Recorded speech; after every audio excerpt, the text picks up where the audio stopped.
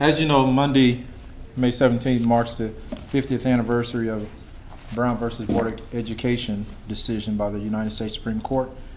I have a proclamation to read today. And Sonny Scroggins, would you please come forward? Oh, bring him up. I won't start without him. Come on, you guys. You know David. David? Mayor, how are you? Just fine, David. Proclamation by the mayor. This is a long one. Whereas the petition in the case of Brown versus Board of Education was filed February 28, 1951, and whereas on May 17, 1954, in a unanimous order, the United States Supreme Court issued its decision overturning the earlier doctrine of separate but equal schools in Plessy v. Ferguson, and declared that in the field of public education, separate but equal has no place. Separate educational facilities are inherently unequal. On May 17, 2004, the 50th anniversary of this decision, the National Park Service will have its grand opening of the new Brown versus Board of Education National Historic Site located in the former Monroe School in Topeka. And whereas the Brown case was organized and filed by McKinley L. Burnett, president of the local chapter of the National Association for the Advancement of Colored People, NAACP,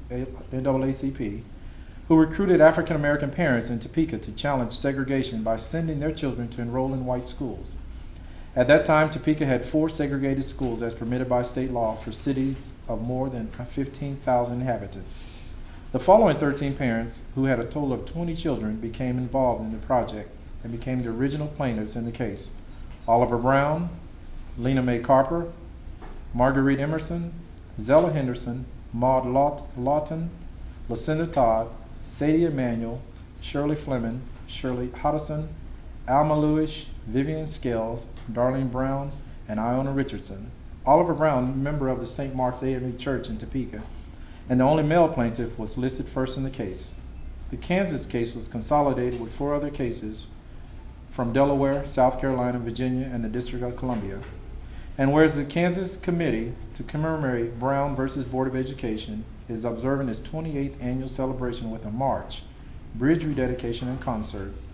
And whereas the Kansas Committee to commemorate Brown versus Board of Education, aka McKinley L. Burnett Memorial Committee, has been a force since 1976 in creating an awareness and supporting education about the landmark decision, assisting with the movement to make Monroe School a National Historic Site, dedicating Sumner Elementary School as a National Historic Landmark, dedicating and naming Scott Magnet School, naming of Thurgood Marshall Bridge, and leading the efforts renaming the Topeka Public Schools Administrative Center in honor of McKinley L. Burnett.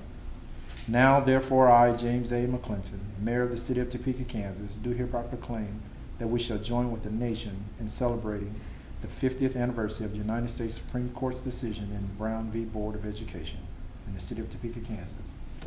There you are. Thank you. Welcome.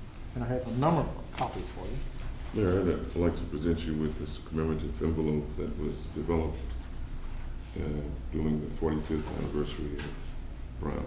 Great, thank you very much. Thank you. Appreciate it. Sure. Thank you. All right. All right, thanks for coming.